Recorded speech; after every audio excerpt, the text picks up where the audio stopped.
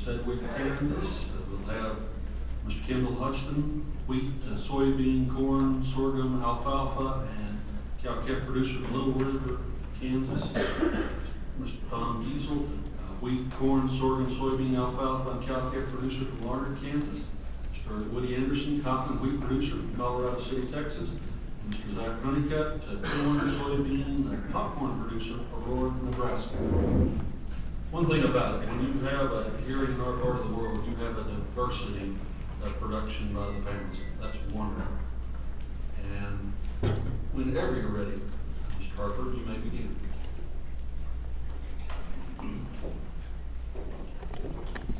Well, thank you, Mr. Chairman, Mr. Huelskamp, and Mr. Conaway. My name is Frank Harper, and I thank you for the opportunity to be here today. My wife and I, Mary, we have a cow-calf backgrounding and farming operation near Sedgewick, Kansas. Our cattle operation consists of both registered and commercial cows. We typically background our calves and then retain ownership through the feeding phase. Our farming operation consists of wheat, grain, sorghum, corn, and soybeans, and includes both dry land irrigated production. I currently serve as president of the Kansas Livestock Association and serve on the board of directors of the National Cattle and Beef Association, of which KLA is an affiliate. The beef industry is a key segment of the Kansas economy, and the Kansas beef industry is a major piece of the U.S. beef industry. Kansas ranks third nationally with 6.1 million cattle on ranches and feed yards. Those cattle generated $6.53 billion in cash receipts in 2010. Development of the next farm bill is an important process for livestock producers. The vast majority of my fellow livestock producers believe the livestock industry is best served by the process of free enterprise and free trade. Even with its imperfections, free trade is more equitable than regulated and subsidized markets, which often distort production and market signals. We oppose attempts to narrow the business options or limit the individual freedom of livestock producers to innovate in the management and marketing of their production. I oppose the inclusion of the livestock title in the next farm bill.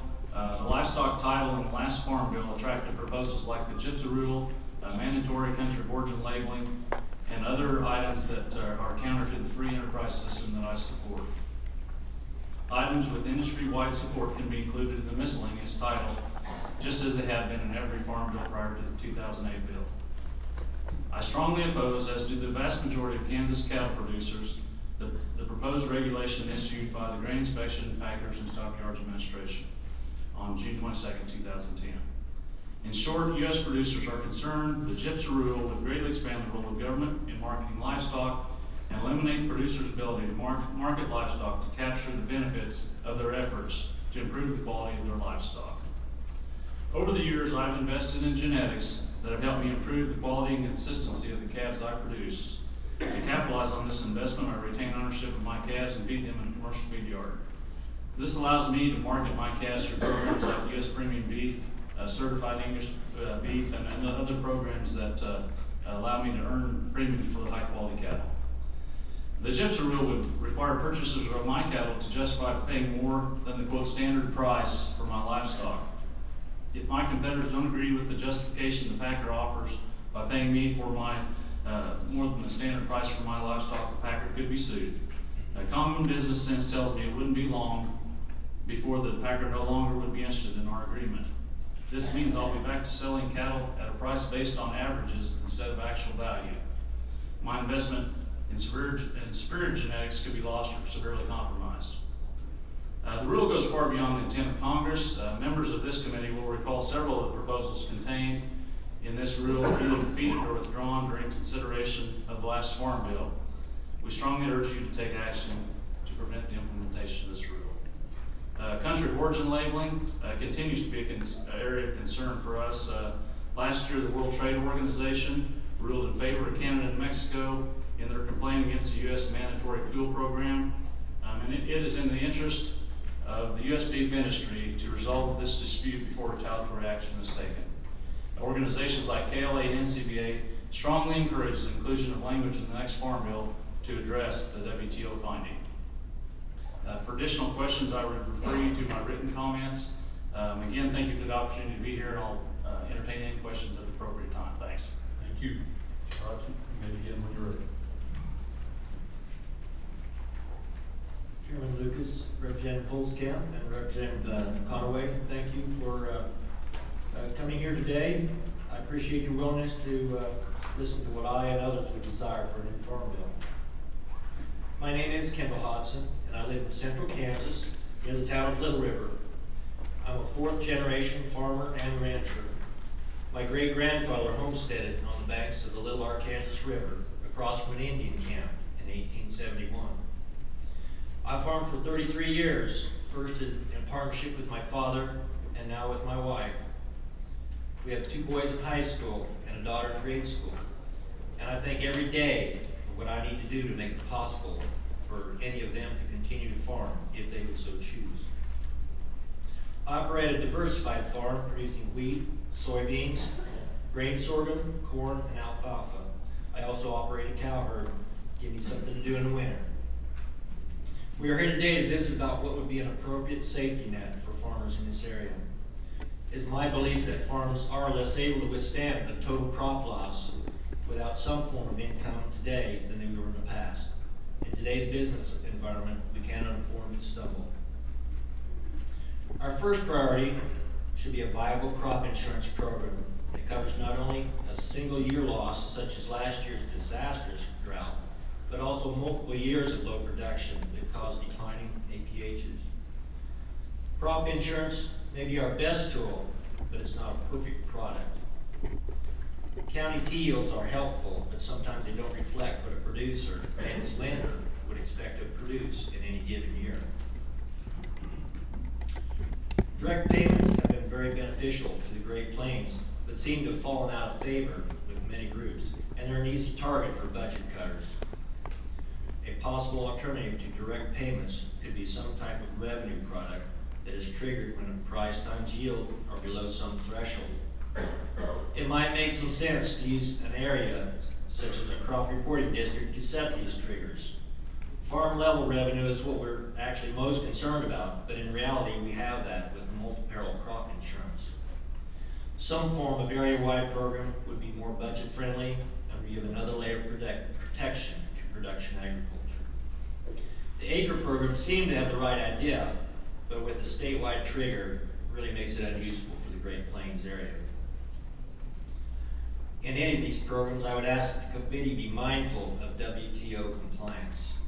We think of ourselves as a nation of laws, and we really have more to lose by non-compliance than we do have to gain. The payments to Brazil is the one that comes to my mind. It's really as a black eye for our farm programs and only invite criticism from our detractors. Conservation is something that's very near and dear to my operation. I realize I'm only on this earth for a short time, and I feel a great responsibility to conserve those natural resources that I'm privileged to manage. And I think that's a very appropriate role for government to maintain the wealth of the nation in cooperation with those private operators. I know that CRP, part of the conservation, has and will have a role in protecting fragile lands, but I can also see in some instances that better farming techniques can make better use of that land. I'm skipping through my testimony. Conservation on working lands, in my opinion, is where the rubber should meet the road. Again, in cooperation with the steward of the land, I think would have the most impact. Any system of production that leaks nutrients or soil out of it is not sustainable, and that to my mind is what conservation should be about. Basic research is not part of this Title I that we're talking about today, but it is of utmost importance to agriculture. Agriculture is a great success story. Let's not forget to keep funding the kind of research that keeps private and corporate entities, that private or corporate entities cannot justify, to enable producers to be even more efficient in the future. Another topic, not Title I, is trade promotion. These public and private shared funds have proven to be dollars well spent. Agricultural exports continue to be one of the shining stars in our balance of trade with other countries. In summation, I would ask the committee to please maintain the flexibility of a program that would be proposed to allow individuals who have different needs to have some benefit. I remember what it was like before freedom of farm, and I don't want to go back. I thank the committee for their time, and we're happy to answer any questions they may have. Thank you. Mr. Giessel, maybe begin when you're ready. Chairman Lucas, Representative Huelskamp, and Representative Conaway, thank you for the opportunity to share what I think are the most important issues to consider in the next Farm Bill. My name is Tom Giessel. I'm a fourth generation family farmer from Bonnie County, Kansas. My brother Jay and I raise winter wheat, grain, sorghum, corn, and alfalfa, and a small percentage of our land is irrigated. We formerly had a cow-calf herd as well. I'm a member of 5 cooperatives and a Kansas Farmers Union and participate in several other farm and rural organizations. I've taken an active interest in farm policy since 1975. One of the foregone conclusions of farm policy debate is that direct payments will not be part of the next Farm Bill. While I understand the concerns that many farms have with the end of this support, the experience I've had on my farm shows that the fixed payments don't amount to that much. Last year I received about $10 per acre through direct payments. Just in fertilizer alone, I spent over $220 an acre preparing irrigated corn for planting this year. These costs might make direct payments seem insignificant, but I would much rather see the $10 an acre be used to support programs that will kick in when I really need it. The loss of direct payments is overblown, and I encourage the committee to find a way to provide assistance when it's actually needed. There has been much discussion about crop insurance as a base of the next Farm Bill. That makes sense. Just about all crop insurance products work very well when prices are high. However, when prices return to normal times, crop insurance may not be as appealing. From my perspective as a crop farmer, I have seen relatively few high price spikes and rarely was in a position to take advantage of them. In my 37 years of farming, I have rarely sold $5 wheat and $4 corn. When prices are low, which are more common when prices are high, a revenue product that doesn't provide much help will not be attractive.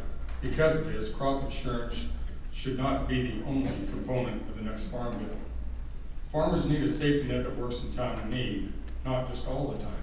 I appreciate that there are limited budgets and limited appetite for farm payments. While many of the proposals of the Farm Bill commodity type will try to solve the problem presented by shallow or deep losses that might not otherwise be covered by crop insurance, none of them address the prolonged market failures, either very low or actually very high prices. The committee should be proactive in finding a solution that addresses these realities. I support the market-driven inventory system, MDIS, or I'll use the acronym MIDAS, which is voluntary, farmer-owned, and will allow commodity markets to work better. MDIS takes the tops off the peaks and fills the valleys. It dampens the volatility, so it's not damaging all sectors of that is so damaging to some sectors of agriculture. A study by the University of Tennessee found that between 1998 and 2010, government spending on direct and countercyclical payments and disaster programs was $152 billion. With MIDAS, it would have been only $56 billion, a savings of nearly almost $100 billion. With MIDAS, net farm income averaged only slightly lower, which is impressive considering the savings and the effective safety net provided by the program. MIDAS will reduce price volatility, which helps farmers, livestock producers, biofuels industry, consumers, and the hungry around the world. MIDAS will also make sure that farmers receive the bulk of their revenue, even in some tough times, from the market, not the mailbox. I urge you to consider the market-driven inventory system as a farm program that will function as a true safety net. As a rural resident, I understand the importance of delivery of these farm programs. It is essential that farmers and ranchers have access to FSA and other USDA agency offices. I also encourage the committee to push for greater autonomy and authority for FSA county committees to meet the needs of farmers in their local areas. Additionally, I know that regulations have been discussed at length by this committee. I agree that farmers should be able to operate their enterprise without much trouble from anyone. Nonetheless, I cannot think of a single one of my neighbors who has gone out of business because of too much regulation.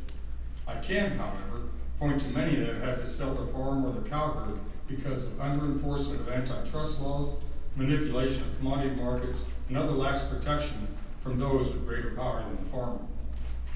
My final thought would be on conservation, and for me, conservation must be more than just a title in the Farm Bill. Starting with about 1996 Farm Bill, farmers have been encouraged to try to grow 2 blades of grass where only one was grown before. All-out production is costly in so many ways. Specifically, it drains resources that we are borrowing from future generations. Conservation is an ethic which farm policy should be built around. Thank you for the opportunity to share my ideas, and I'll answer questions at appropriate time. Thank you. Mr. Anderson, you may begin when you're ready. Thank you, Chairman. I'm Woody Anderson, predominantly a dryland cotton farmer in West Texas, Colorado City, Texas. Actually, the locals call it Colorado City. It's located in the rolling plains, right in the middle of Midland and Abilene and Lubbock and San Angelo. I want to thank you and the rest of the committee for the opportunity to share my views on the next farm legislation this morning. I'd also like to thank, special thanks to my Congressman Mike Conaway, for his work on this committee, for his work as chairman of the subcommittee on general farm commodities and risk management, and for the great job he does for the 11th District of Texas. Agriculture is one of the most important industries in Texas and in the United States.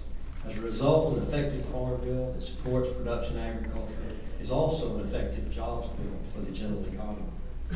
Overall, U.S. farmers have been benefiting from relatively high commodity prices when compared to historical averages. However, it is important to remember that the cost of essential inputs such as seed, fuel, and fertilizer are also at historically high levels. As a result, profit margins for many remain thin. Higher prices have also brought increased market volatility. When coupled with increasingly unpredictable weather, the risk of producing a crop has never been greater. As a dryland producer in Texas, I have firsthand experience of the risks that farmers face. In 2011, Texas suffered the most devastating drought since records have been kept. On my farming operation, I was unable to harvest even an acre of the cotton that I had planted last year.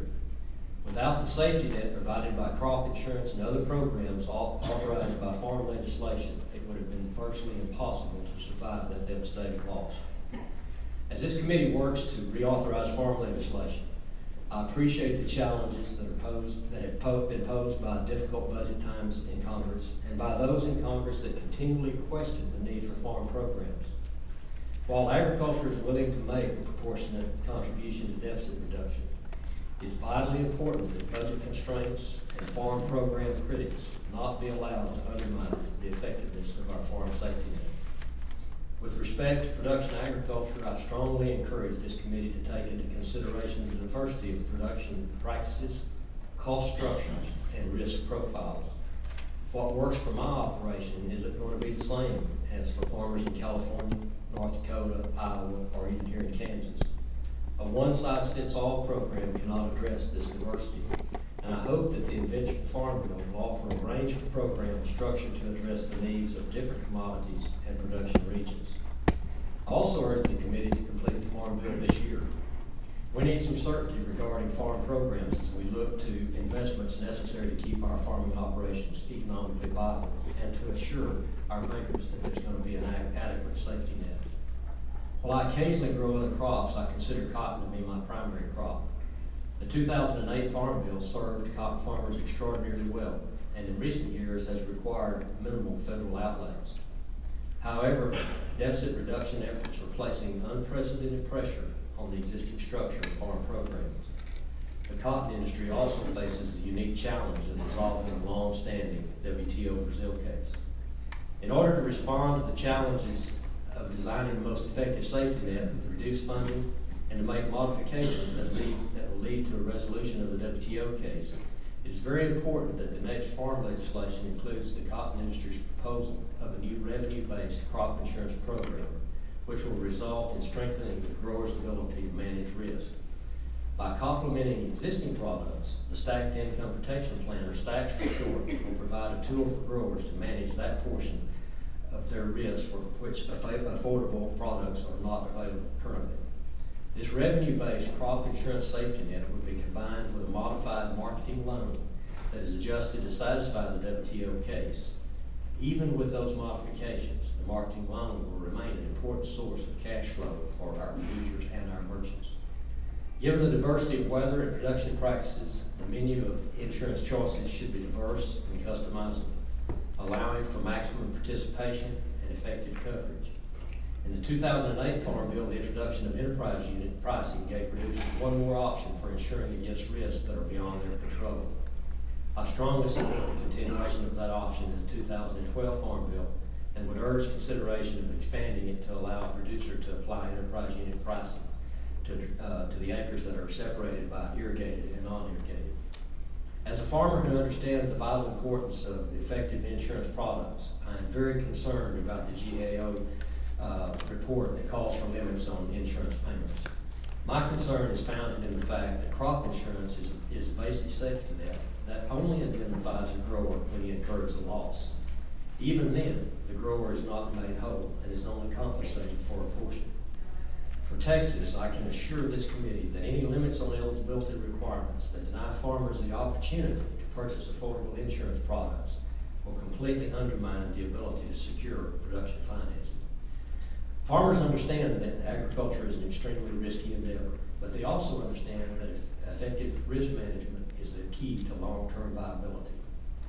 While the goal of farm programs is not to completely remove the risk associated with farming, farm programs should strive to provide opportunities for effective risk management. And for me personally, I think Stacks accomplishes that goal. I very much appreciate the opportunity to provide these comments, and I look forward to any questions at the appropriate time. Thank you, Mr. Chairman. Thank you. Mr. Honeycutt, maybe get when you're ready.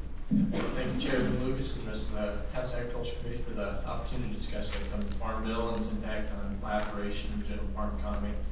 My name is Zach Honeycutt. I'm a fifth-generation farmer in Hamilton County, Nebraska, raising irrigated corn, soybeans, and popcorn outside of Kilner.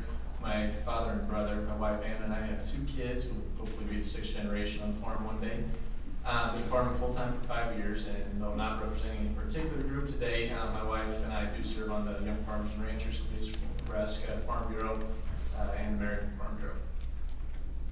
While the country's been mired in protracted recession and constantly looking for evidence of green shoots, the agriculture sector of the economy has flourished. Given the recent prosperity and the historic federal budget deficit, the Farm Bill will be a target for cuts. I understand that the burden of reduced budgets will be shared across the board. However, I would encourage the committee to ensure that farmers and ranchers are not penalized for this success by bearing an equitable share of the cuts, and would urge the committee to provide an environment that allows flexibility for farmers to respond to market signals, to maintain healthy programs that are proven successful, and to take care in crafting the bill to make it as easily explained to the public as it can be. Federal crop insurance has been a valuable tool for our operation. I would strongly oppose harming this program. The ability to purchase insurance that protects against catastrophic losses provides an effective risk management tool, especially for beginning farmers. When I began farming, the availability of crop insurance was important in securing operating capital, and this is definitely a factor for many others in my situation.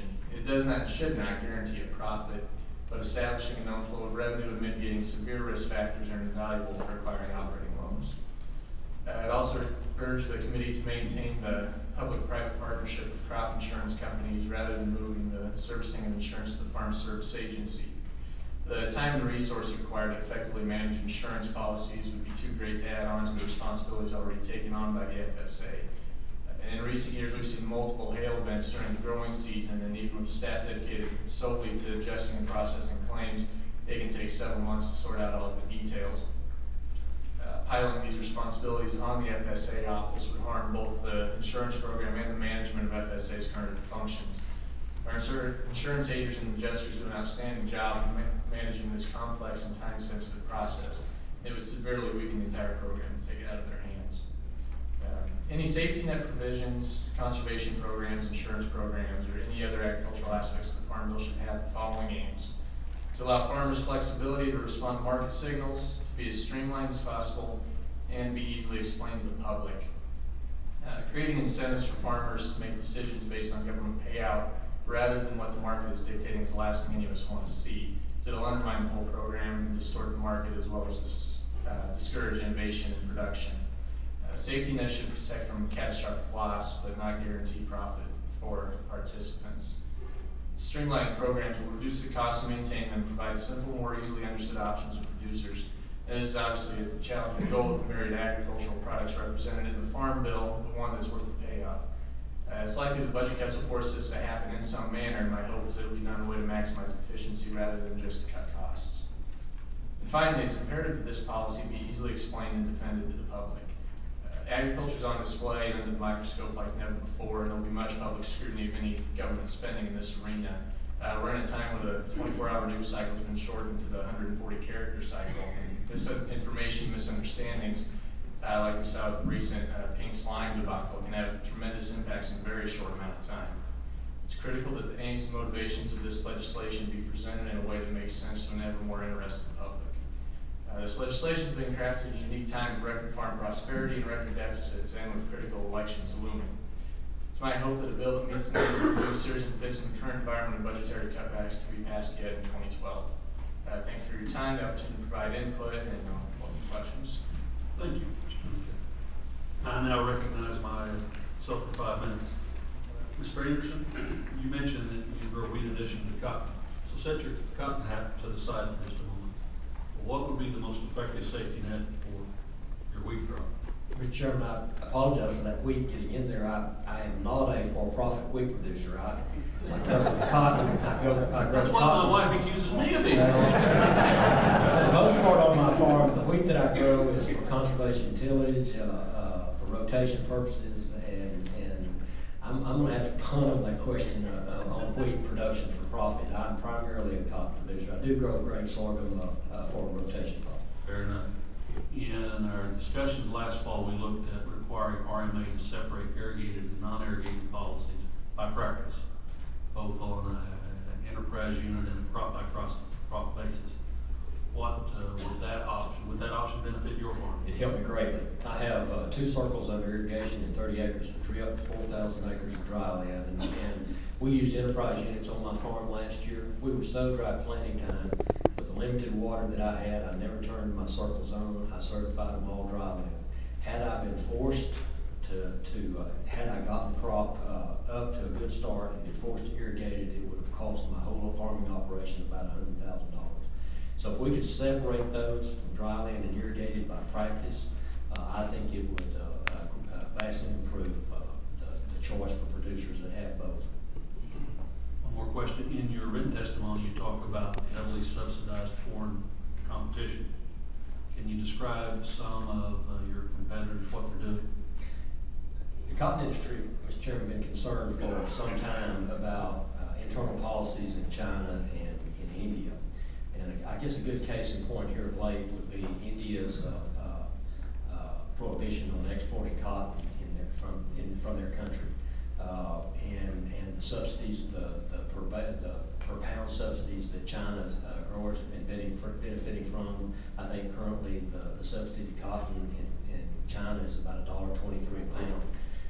So access to their markets and the manipulation in their internal policies that they can regulate stocks and consequently stocks around the world and how they put those stocks back on the market vastly affects what we do. Do you believe the United States Trade Representative is doing anything to challenge these issues? Challenge them, so to speak? You can answer that carefully. I understand that. I know that our trade representatives have this information before them, and I'm not sure how obvious the response has been to that information. I do know that they've been made aware by the cotton industry of some of the challenges that we have in getting our products into those markets. Thank you. Mr. Harper, you mentioned in your testimony, I think your written testimony, H.R. 3798, the Egg Products Inspection Act's amendments of 2012, which was recently introduced. The legislation, for some of the folks here with us today, would impose specific production standards for egg farmers. It would define physical cage size, dimensions, air quality conditions, labeling requirements, and other production practices in federal law. As a county producer, do you believe it's appropriate to impose federal standards on livestock producers that are a result of a, shall we say in a polite way, a negotiated agreement between a trade group and an animal rights group? Well, thank you, Mr. Chairman, for the question. This legislation is truly a concern for me as a livestock producer. I think sometimes we're sometimes tempted to go down a path that seems to maybe at the time seem like a comfortable solution to a near-term problem. But I think You know, the problem with adopting production practices, I think we as producers out in the country are the best at determining what production practices are best for our livestock and are best for efficiencies and best for producing the most amount of product we can. And I think that going into that area of adopting those practices, I think probably the biggest concern for me is I think it limits innovation in the future. I think we're constantly striving to improve our production practices, and that's obviously, I'll just state, for example, the amount, we about half as many cows as we did back in the 50s and 60s, and we're producing as much beef as we were back then, and that's just a great example of the innovation that industries do on their own. And I think to get tied into particular production practices, it was really a concern for livestock producers. And just the old question, if you've got a problem, is it fair to share it with all your friends too, so to speak? Yes. Yes. I understand where you're coming. Mr. Hodgson, the committee will take a serious look at lowering the acreage cap with the Conservation Reserve Program, and also in the process of deciding the purpose of the program in the future. Given the increased demand for grain, there's a variety of uses we didn't have more than 15 years ago out there. High crop prices, increasing land values. What do you see as the future role of the Conservation Reserve Program, CRP? And along with that, what changes would you like to see, if any, in the CRP program? I would not do away with CRP. I'm not advocating that. And really, I think some of this could go back in working lands, and I think that's going to happen anyway. As you say, a higher price of land, a higher price of grain. I think people are going to make the choice, if the government doesn't raise their rental rates, to say we can make more money producing rather than conserving. So, the acreage caps, I know there's talk about changing. I don't know if that's a dramatic difference. I think a lot of it's going to come down to what will the government do with the rental rates, and if those aren't changed dramatically, I think obviously a lot of that land's going to come back into production. A lot of my neighbors in Oklahoma say that if we're going to put 45–50% of the corn crop through the ethanol cookers, depending on what crop yields are and weather conditions are in a given year, that from a livestock perspective, from an animal and human food perspective, we have to have more product. So there is a driving effort in some areas out there, not in opposition to renewable fuel, not in opposition to ethanol, but to simply say the federal government's going to mandate 13 billion gallons of ethanol. We've got to have more. Because the classic retort to me this last winter was a certain amount of those 20% pellets that were being bought by cow-calf operators were basically made out of crud out the bottom of the bins. We have to have more feed grain if we're going to do this thing. So CRP, in the tough budget circumstances we're in the other issues we're dealing with, is just one of those things on the table. I now turn to the gentleman from Texas for his 5 minutes, Mr. Conaway. Thank you, Mr. Chairman, and Woody, I appreciate those kind words. I just wish my mom was in the audience. She'd have been really happy. Thank you very much. Woody, you briefly mentioned the STAX program and relatively difficult effort within the cotton group written large to come up with that program. Can you give us some sense, are all producers just ecstatic with this, or they just, some folks on the other side looking at it saying it's like a cotton's trying to cut a fatter hog than everybody else? Can you give us some perspective on how the STAX came together? I don't think any way you look at it, Mr. Conaway, it would be cutting a fat hog. It has been a very difficult process to reach consensus in transforming cotton's policy over the last 12 to 18 months. The STAX product, as a result of a hard look at the WTO findings and what might best get cotton off the front page, if you will, and how we deal with limited resources going into this farm bill under those budget constraints that I know you're well aware of. We have consensus within the cotton industry. We've actually, in the process within the council, have a foreign policy task force as an area council-wide group. We have an American Cotton Producer Farm Policy Task Force, and you actually have the chairman of both of those groups in your district. And it's not been an easy process, but we have reached consensus. The growers across the belt are fully behind the Stack's proposal. The diversity, even within the cotton industry, one size doesn't fit all. That's why it's important that Stacks in some areas will allow producers to insure revenue from 70 to 90%, where they may not be carrying a 65 or 70% underlying buy-up coverage. In our area, obviously, we're going to carry buy-up coverage and look at the revenue side of it, depending on what the price selection in crop insurance is that year. In your testimony, you mentioned there was a combination of Stacks and a modified marketing loan program. Can you talk to us about how the marketing loan program works in your enterprise? The marketing loan in my enterprise is a little different. I don't market my own cotton. I market it through a co-op pool, through PCCA and loan. But it allows the pool and producers to level out the payments off that crop throughout the marketing year. It allows them to have an orderly marketing of the crop and not just hold it and dump it on the market at one point in time.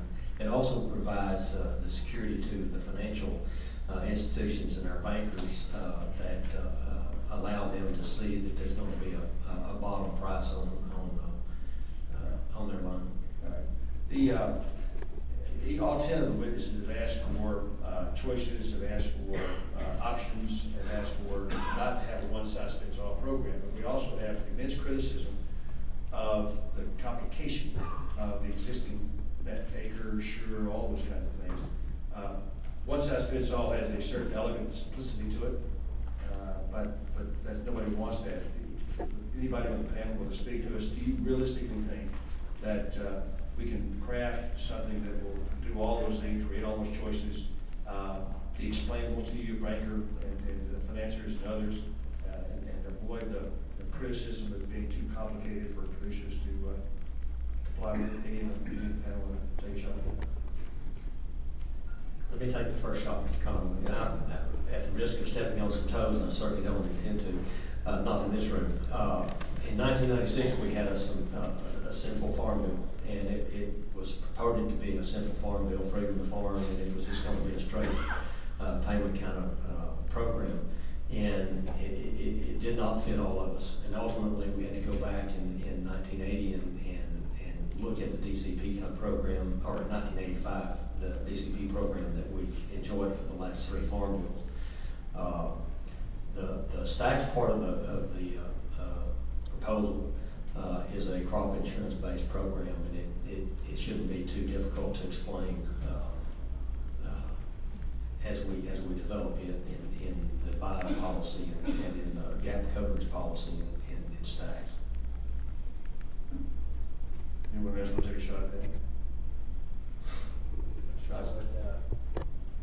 I do think we need flex options. I heard somebody say we actually, get paid for making management decisions. So different programs for different areas of the country. People in the next county farm differently than I do. The next state or next area. Obviously they've got to have some difference in programs.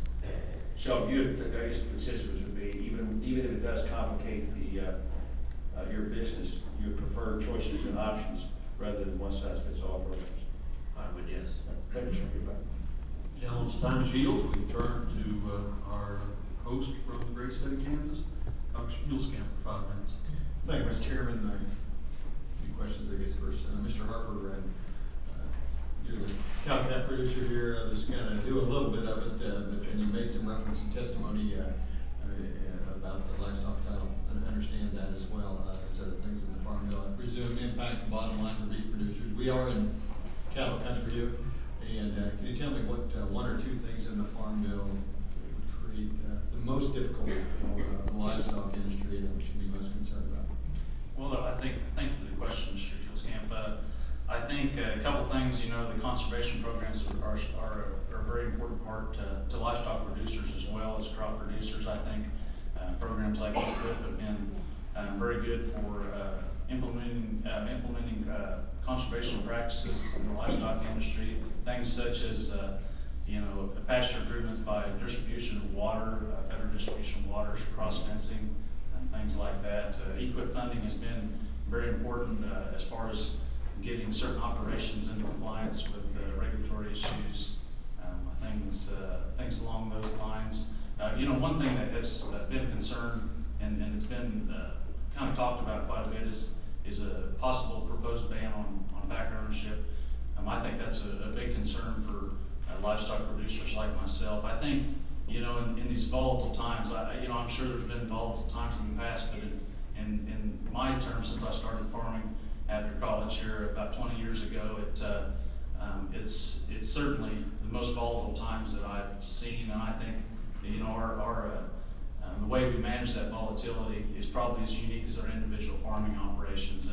And when you take an opportunity away from livestock producers to market their livestock by banning in particular ownership or narrowing the time frame that a particular sector can own cattle, I think that's a big concern for us. And we just like to have the freedom to market livestock in the best way we see fit, and we truly feel like livestock producers are the best to do that. Mr. Honeycutt, you mentioned you had a couple kids here that you have, and I've got my 2-year-old here, so I wanted to ask you about the Department of Labor regulations, whether you've heard about that, and child labor, and he's listening closely to your answer. Tell me your thoughts on that. Well, we're getting into planting season. We've been doing some field work, and I've had my 4-year-old son out there with me, and before he starts playing with my iPad, after a couple hours out there, he's asking all kinds of questions, and telling them why I'm out there stripping, telling them why it's good for the soil, what's going on, and he's up in a big tractor in a closed cab, buckled in. I mean, he's safer there than he is in our car going down the highway, and because I farm in partnership with my dad and brother, I wouldn't be able to do that if these regulations pass. I understand some of the ideas behind it, the idea that maybe there's some labor out there that's being treated badly, but this goes so far beyond. I mean, this is a sledgehammer to kill a mosquito kind of idea. The loss of knowledge that we'd have to pass on to kids just from them working on the farm. I got my Social Security statement goes back to when I was 5 years old, walking soybean fields.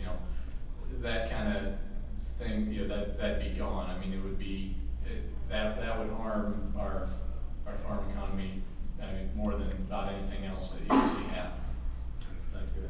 Question on kind of ventures in credit, Mr. Hodgson. Can you describe any changes in the credit markets with some of the regulation out in Washington, or when you have credit titles in the Farm Bill? Can you discuss any suggestion what we need to do in that arena? I guess I'm not real familiar with what's going on there. I guess I would. I would actually, a little small bank in my community, regulations have really tightened up. Like Mr. Chairman Lucas said earlier, we have to have in the file the insurance product. We have to have cash flow statements in the file for every producer. Yes, sir. Along with the tax return. Along with the tax return, yes, sir. The regulations have really tightened up, particularly on small community banks. The larger banks that have staff to handle it, I think it's probably not been near the burden on, but small community rural banks has really been a problem for them. And our producers too.